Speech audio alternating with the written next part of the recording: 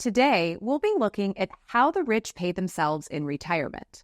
One of the biggest secrets of wealthy retirees isn't how much money they have. It's actually how they structure their withdrawals to make their money last. If you're new to the channel, hi, I'm Julia, certified financial planner and the founder of a wealth management firm. Every year, my company and I help people maximize their retirement income through smart but simple retirement strategies like this. And that's exactly why I'm making this video today.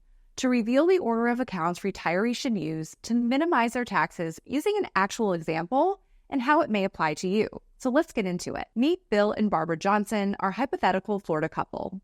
Bill is 64 and Barbara is 62, and Bill wants to retire at the end of this year. We're going to start with the overview of their investable assets and income needs before diving into their distribution strategy. Investable assets don't include their home or other tangible assets, just their liquid investable assets, and this is because in retirement, your liquid assets actually drive your cash flow. So they have a high-yield savings account worth $100,000, and the majority of their investable assets are in Bill's traditional or pre-tax IRA, which is worth about $500,000. He also has a Roth IRA worth roughly $200,000. Barbara worked inside the home, so Bill was the only one that saved for retirement. You'll notice here that I use pink, red, and blue colors to highlight their account's tax type. The pink is for pre-tax, or their traditional IRA. The red is for Roth, or their tax-free accounts, right, Roth. And the blue stands for bank or brokerage accounts, otherwise known as after-tax accounts. This will be helpful once I start reviewing different withdrawal strategies, as those will be color-coded as well. So they want to spend $75,000 per year in retirement, or $6,250 per month, indexed at 3.5% for inflation until their advanced age or Bill's age 80. Recognizing an advanced age reduced spend is really important because there comes a time where you just can't spend what you did when you first retired, typically around age 80 to 85 years old. And this is otherwise known as your no-go years, where expenses reduce to about 70% of your early retirement spend, which for them is $52,500 in today's dollars. So this figure will also inflate at 3.5% per year. Neither one of them have a pension, so they're just relying on Social Security and their investment portfolio. We have them living to age 95. Barbara is going to pull her Social Security check in January for $1,000 a month.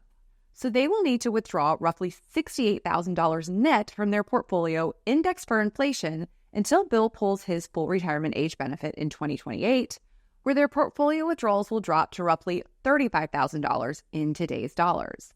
They're in a unique tax situation because they only need $75,000 net per year indexed for inflation. And with their portfolio being as diversified as it is from a tax standpoint, meaning that they have a decent amount in their savings account and a pretty decent amount tax-free or Roth, they can actually get away with spending little to no federal income tax by staying in that 10 to 12% marginal bracket for the rest of their lives if they structure their withdrawals properly.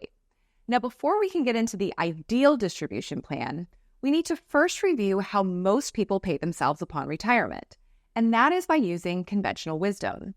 Conventional wisdom is a widely held belief that upon retirement, you should pull from your after-tax assets first, meaning your savings and taxable brokerage accounts, then your pre-tax accounts or traditional IRAs and 401ks, and lastly, your tax-free accounts or your Roth IRAs. Now, while I normally agree that Roth accounts should be pulled last, I'm going to show you why conventional wisdom fails in every diversified tax circumstance that I've analyzed, and I've analyzed hundreds of cases. So if they didn't have access to an advisor who specialized in this, their withdrawals would look like this. We can see that they're pulling their income gap from their savings account in 2025 and 2026, then switching to Bill's pre-tax IRA for all needed income until the IRA runs out in 2039, where they then begin draining Bill's Roth IRA between 2038 and 2040. You'll see that there are no withdrawals after that, and that's because their Social Security check will cover all of their needed income at that advanced age, where their expenses will decrease by 30%, and I referenced that earlier. In 2050, we see that some income comes out from their taxable monies or their savings account,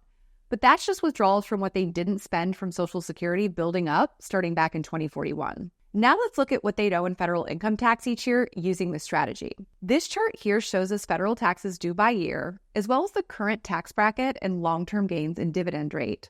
And I want to start there first. We can see that due to their expenses and tax structure of the portfolio, they will never go beyond the 15% tax bracket.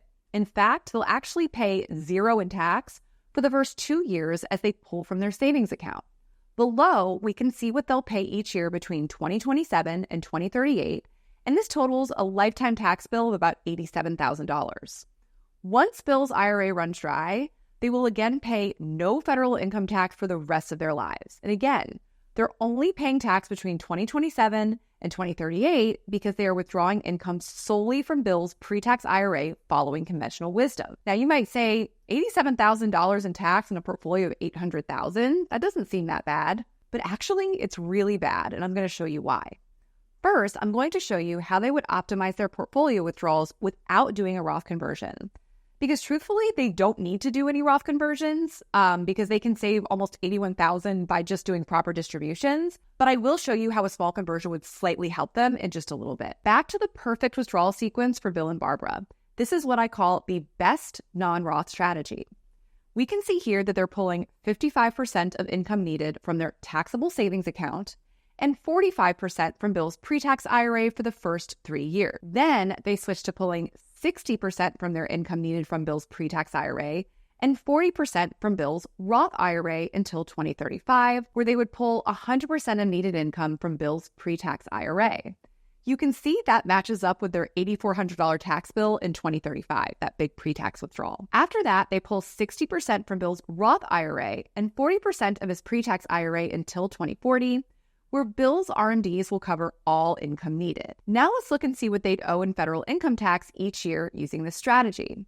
This chart again shows us federal taxes due by year, as well as the current tax bracket and long-term gains and dividend rate. I know this may seem shocking, but this is the reality of optimizing your distribution plan. Because of how our progressive tax system works, they end up paying $0 in federal tax for 27 out of the 32-year plan.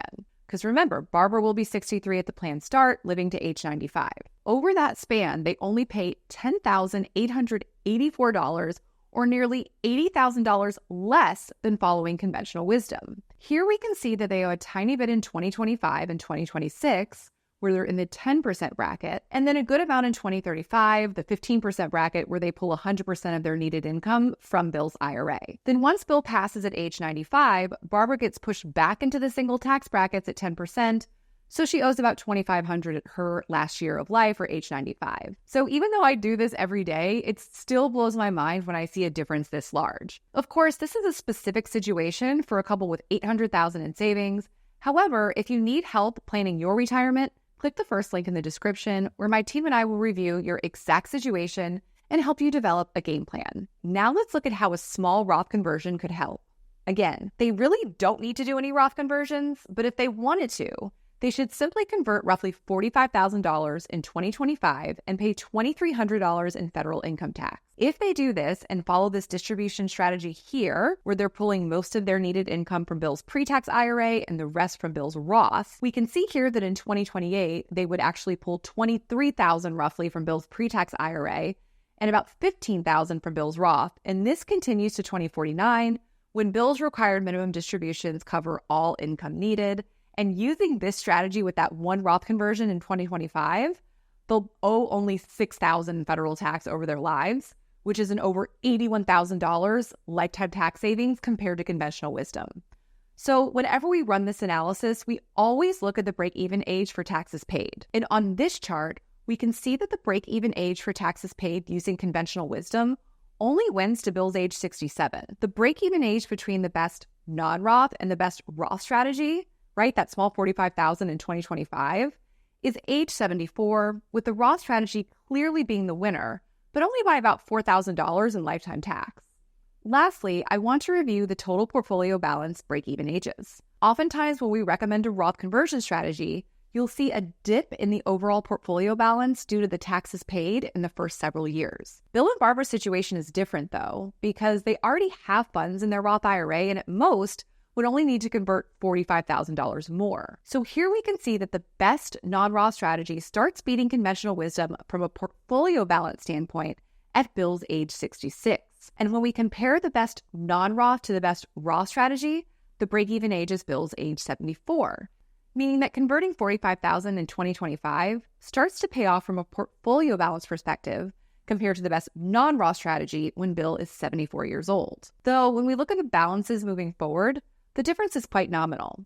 In sum, whether Bill and Barbara choose the best non-Roth or the best Roth strategy, they're still almost $80,000 ahead of how the majority of retirees would pay themselves upon retirement. So what would you do with that extra $80,000? Now that you know how the wealthy structure their retirement withdrawals, you need to understand something.